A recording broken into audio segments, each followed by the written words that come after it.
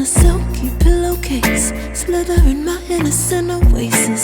You bring the pain, I'll deliver patience. I see the lion and try to tame him. I know the werewolf behind the sheep, familiar the scent of deceit. Hare Krishna Krishna Krishna Hare Hare, Hare Rama Rama Rama Hare Hare. Good morning friends, કેમ છો બધા?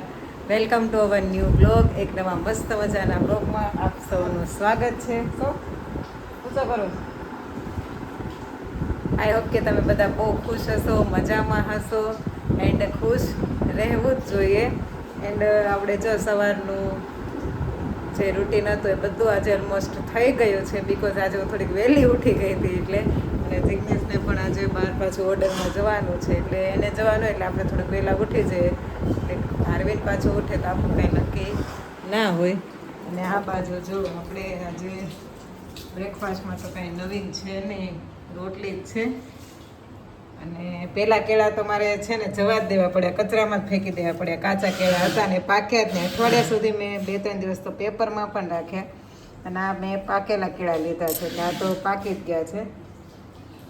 આવું બધું ચાલ્યા કરે છે. પપ્પા આજે વહેલા સવારે જતા રહ્યા અને હું મેં પપ્પા સાથે બ્રેકફાસ્ટ નથી કર્યો.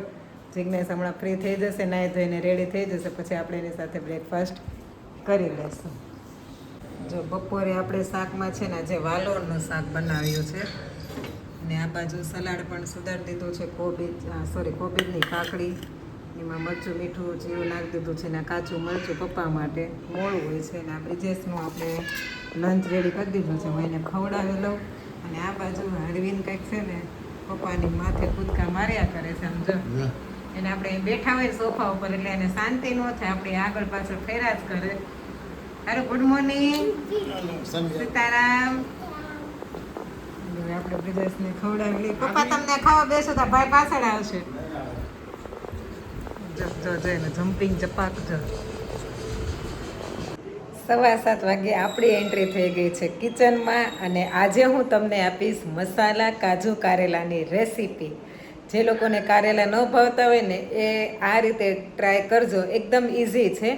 આપણે ભરેલા કારેલાનું શાક કરીએ ને એના કરતાં તો અડધું આનું કામ ઓછું થઈ જાય, એટલી ઇઝી છે. એટલે આવી સરળ અને ઇઝી રીતે તમારે જો બનાવવું હોય ને કાજુ કારેલાનું શાક તો તમે વિડીયો જોજો અને તમને જરૂર ચોક્કસ ગમશે અને તમને ટેસ્ટ પણ ફાઇન લાગશે. એટલે તમે આખો વિડીયો જોજો એટલે તમને પણ આઈડિયા આવી જશે. જો આ રીતે છે ને બી કાઢી લેવાના અને પછી આ ગોળ ચકડા કર્યા છે.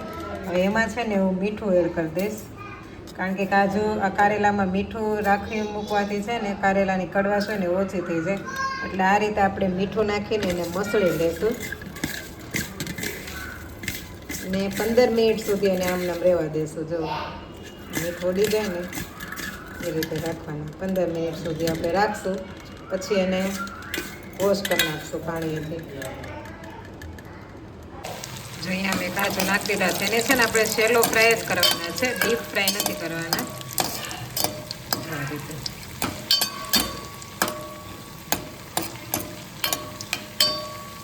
જો આ રીતે છે ને પાણીમાં એકદમ મસળી નાખવાના, એટલે મીઠું બધું નીકળી જાય અને કારેલાની જે કડવાશ હોય ને એ પણ ઓછી થઈ જાય. જો તેલ આવી ગયું છે, હવે આપણે છે ને એમાં તલ નાખી દઈશું. તલ ફૂટી ગયા, એટલે એમાં થોડીક નાખશું આપણે હિંગ. અને પછી જે આપણે કાજુ હતા, કાજુ નહીં પણ કારેલા એડ કરી દઈશું.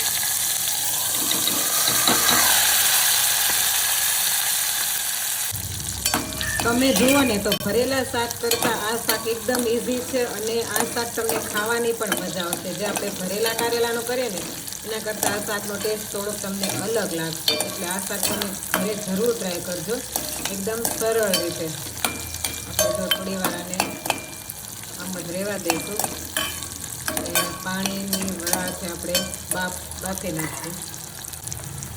પાણી બાફતા પહેલાં છે ને આપણે એમાં થોડું મીઠું નાખી દઈશું, કારણ કે થોડુંક મીઠું તો આપણે પહેલાં પણ મીઠાવાળા કર્યા હતા. અને થોડીક નાખશું હળદર. આ બંને વસ્તુ નાખીને મિક્સ કરીને પછી ઉપર ડીશમાં પાણી નાખીને ચડવા દઈશું શાકને. આ રીતે મેં ડીશમાં પાણી લીધું છે. આ રીતે ઢાંકી દઈશ અને શાકને મીડિયમ ફ્લેમ પર આપણે ચડવા દેવા. પછી આપણે ગેસની ફ્લેમ બંધ કરીને ઉપરથી છે ને લીંબુ નીચવાનું છે. લીંબુથી શું થશે કે કારેલાની જે થોડી ઘણી પણ કડવાશ હશે ને એ દૂર થઈ જશે. એટલે થોડુંક અમથું લીંબુ નીચવાનું છે અને ફરીથી મસ્ત એવું હલાવી દેવાનું છે, મિક્સ કરી દેવાનું છે.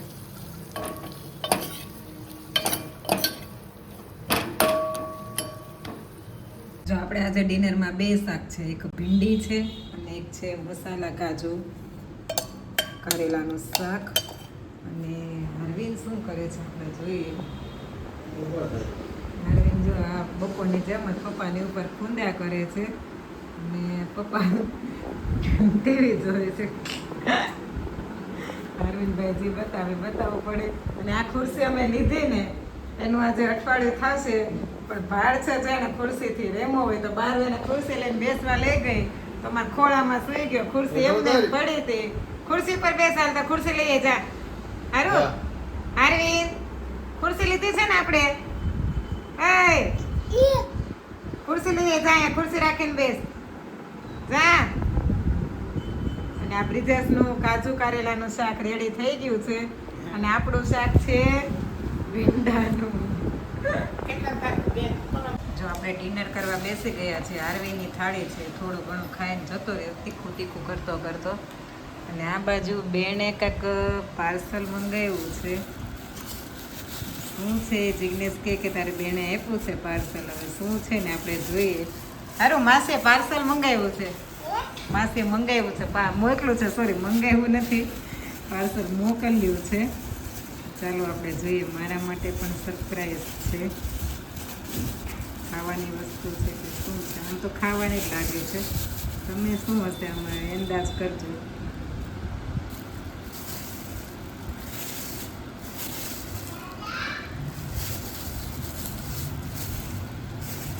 હારું આમ જો માસીએ શું મોકલું. અરે વાહ, સોને પે સુહાગા. આ છે લડ્ડુ.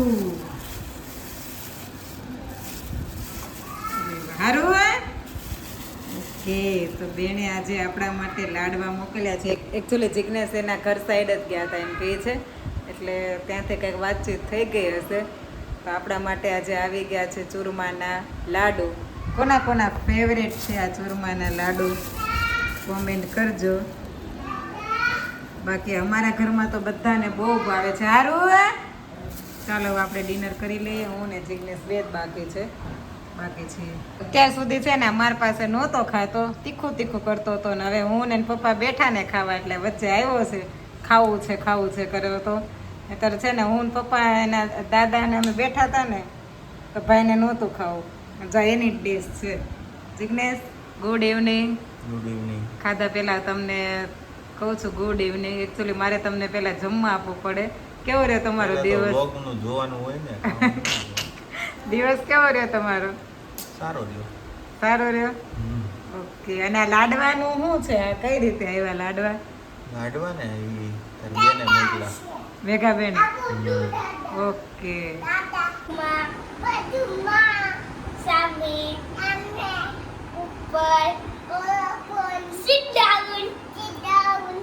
એને સ્ટેન્ડ અપ કહેવાય. ઊંધો શીખવાડશે. હવે સિટ ડાઉન આવે. હારું સિટ ડાઉન કરો. હારું સિટ ડાઉન.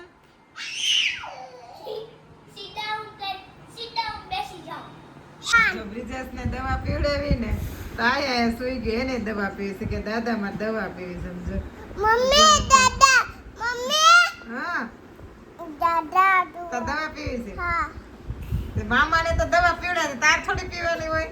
દવા પીવું છે દાદા. ખાઈ લે. દવા પીવું છે દાદા. દવા નો પીવાય. દવા પીવું છે.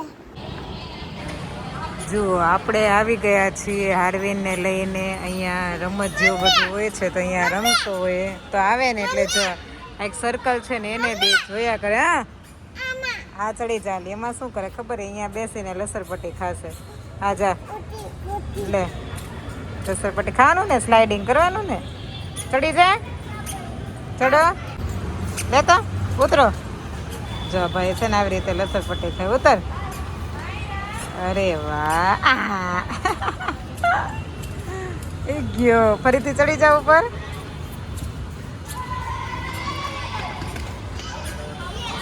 જ્યાં રીતનું સર્કલ છે ને તેમાં બેસે ભાઈ. પણ છે ને આમાં ધ્યાન રાખવું પડે, થોડો નાનો પડે છે ને એટલે. જો અરવિંદ પાછળ રમે છે અને અહીંયા હું ને જિગ્નેશ બેઠા છે. હવે છે ને એકલો આમાં રમતો આ થઈ ગયો છે, નહીંતર પહેલાં એ છે ને આ નહોતો રમતો, મારા પાસે ઊભું રહેવું પડતું. બટ હવે છે ને રમે છે, ઘણીવાર અમે અહીંયા લઈને આવે છે, કાંઈ સચવાણા છે. અને આજના વિડીયોને એને આપણે અહીંયા જ કરીએ છીએ. આઈ હોપ કે તમને અમારા વ્લોગ ગમતા હશે. આવતીકાલે ફરીથી મળીશું એક નવા વ્લોગ સાથે. Thank you for watching hour vlogs. અને હા, અમારી ચેનલને લાઇક એન્ડ કોમેન્ટ કરવાનું ના ભૂલતા અને સબસ્ક્રાઈબ કરવાનું તો નહીં જ ભૂલતા. આવતીકાલે ફરીથી મળીશું. આવજો. Bye. Good night. Take care.